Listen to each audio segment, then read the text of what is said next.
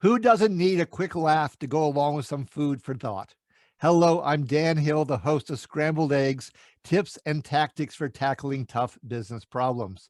Today's guests are Ella Bell Smith and Stella Nkomo. They're the authors of Our Separate Ways, Black and White Women and the Struggle for Professional Identity. Ella is a professor of business administration at the Tuck School of Business, and Stella is a professor in the Department of Human Resource Management at the University of Pretoria. Ella and Stella, you've been given 5 terms and a diabolical definition for each of them from my new book, Blah, Blah, Blah, A Snarky Guide to Office Lingo. There's a little truth in every joke. Of these 5, which one do you like best and why? Company culture for me. Okay, and if you don't mind reading it out loud and then telling you why you like that Okay. one. A cult you have to join or else you won't get any work done. 2, a synonym for office politics. Number 3, I'm struggling with a bacteria that grows when people are forced to work together. So you want me to answer this, right? Yeah. Why did you pick that one? What does it mean for you? How does it resonate? It resonates on a couple of things because culture beats strategy anytime, any place, anywhere. Yep. And one of the things that's stopping people from moving ahead, particularly people of color, people from lower class backgrounds, first generations, immigrants, is the culture. The culture is often how we do what we do, and you know, the rituals, the values, the communication, how you dress, how you represent yourself, all those kinds of good informal things that are not in the company handbook. And when I think of culture and when I think of a sentiment, I think about the ER. I think about Hunger Games. If you don't know the culture, you're in Hunger Games, which means, there is a group that is coming after you, that is looking, seeing how you fit in, and it's the best group and it's competitive. Because our cultures and companies are often based on very hyper masculine values, like it or not. Yep. And that's very competitive. That's I'm going to get you first, or I'm going to get there first. And that's Hunger Games all over. How we really think, how we really feel. You really can't touch the top of the house. You're always struggling. There's always somebody on the bottom. That's Hunger Games, man. And bacteria, virus. Only virus I can think about right now is COVID. And True. how we don't take care of each other culture. How do we expect corporate culture to be different, less hyper masculine, less Hunger Games, if you will, when in our own society, people refuse to take a vaccination because it will help others? How do we define a society where truth no longer means anything? How do we define culture and society when accountability doesn't mean anything? And how can we take anything seriously when people seem to be going backwards so fast, and it's in our culture? Okay, Yeah. this is not counterculture. This is a part of our culture that we like to ignore. White supremacy, the competitive drive, the hostility, the lack of support and care. That's our dark side. That's our shadow side. And usually, you can keep the shadow side in Pandora's box and lock it all up. And oh yeah, we only do that when we're real crazy. Well, the real crazy is the everyday life right now. Yeah. And that's culture. So we really have to start thinking broadly, not just how we throw some money, but what do we value in this society right now? What do we care about? How do we take care of each other? How do we support each other? Those are really deep questions. And how do we recognize that we can't continue to live the same way we've been living, because it's going to be detrimental to our grandchildren and to our great grandchildren?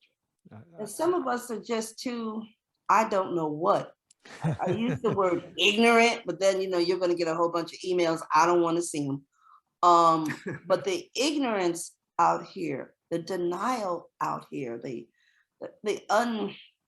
the lack of knowledge and the lack of wisdom and understanding multiple perspectives of history, which is not, critical race theory. I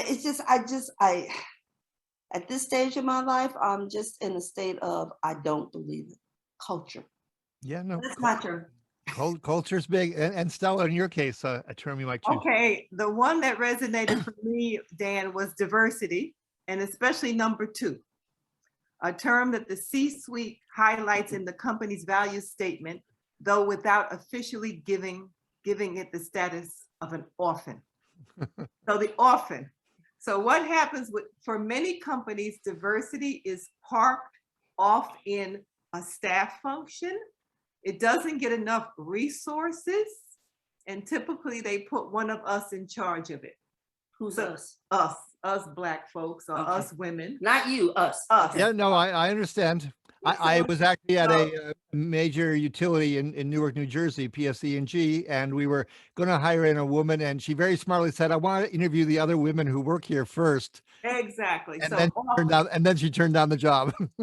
and you know what happens with the orphan? You don't get the resources, you Yep. don't get enough food. So that's what I said. So the diversity initiative is not strategic. It doesn't get the resources it needs to make a difference. Yep. Is not on the agenda at a strategic level. And the second thing that I've thought of, diversity management has become a convenient detour for corporate America. The detour takes them away from the real issues of dealing with systemic racism and sexism. But they appear to be doing the right thing by putting on the value statement. So whenever they're challenged, they can say, well, look, we have a diversity vision and a mission. But it's all very superficial because they're not dealing with the real institutional issues that would lead to real change. Mm-hmm. So I think your orphan metaphor is a very powerful metaphor. And you know what? If you go to the old orphan homes, what did the staff do? So if anybody was coming to inspect or check, they would dress the orphans up that day and give them the script that they should tell the outside people, oh, we love it here, it's great. So a lot of diversity work is like that. Or as Ella and I used to be saying, that you bring out the Black people to show that, or the women, that show that you're diverse. So Ella and I used to refer to ourselves as affirmative action cover girls. Yeah. So when you want to yes, appear diverse, you show you're diverse people. Look at the ads. Look at what they put on the websites, and it's not a reality of the company. It's like a branding. So diversity has become like a branding.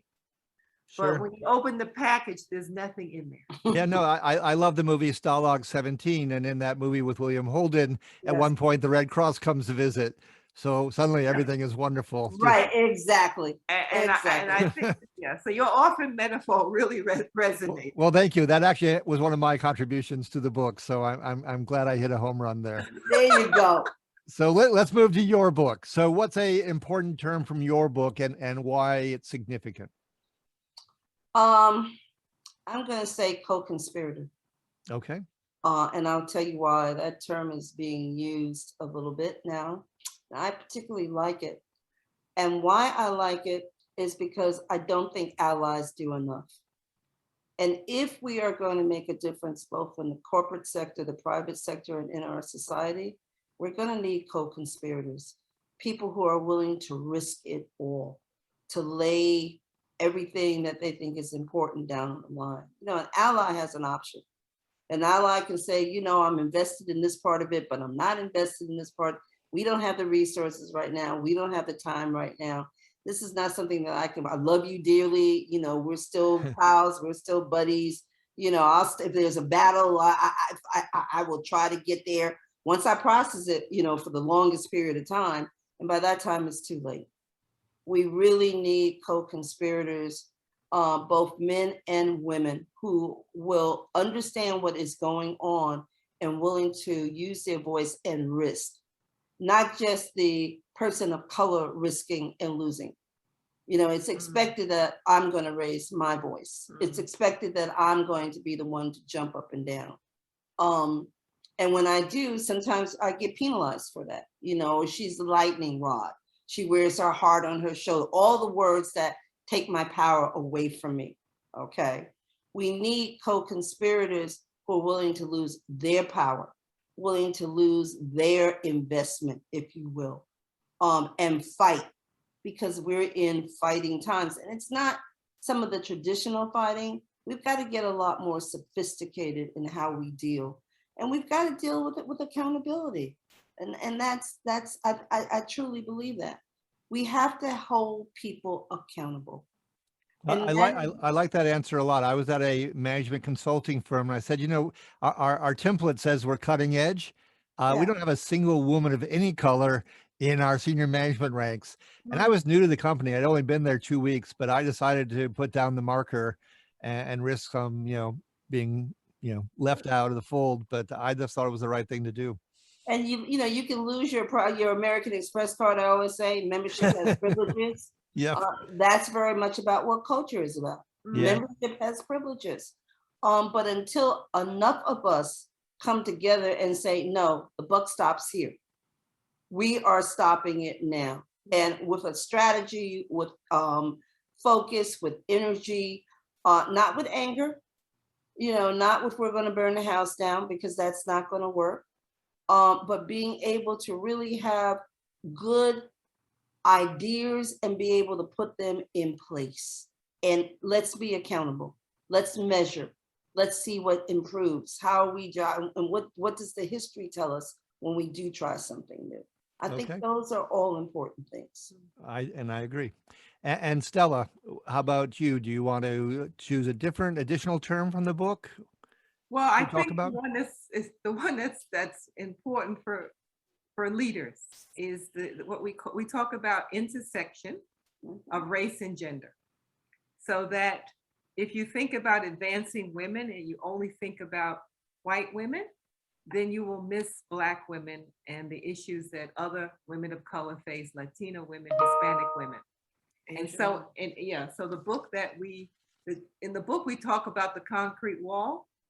And so the concrete wall means that women of color, Black women, have to deal with both racism and sexism. So if you only do solutions for Black people, you may be more attuned to men, Black men.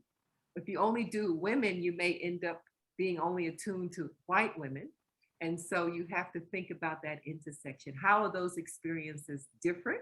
They may have some similarity. And I think Our Separate Ways really tells the stories in a poignant way that will allow everyone who chooses to really understand that struggle and how it's different in terms of how race and gender creates a woman's identity. Okay, well, thank you. I'm a former poet, so I noticed the concrete wall versus the glass ceiling. Yeah. Definitely got my attention.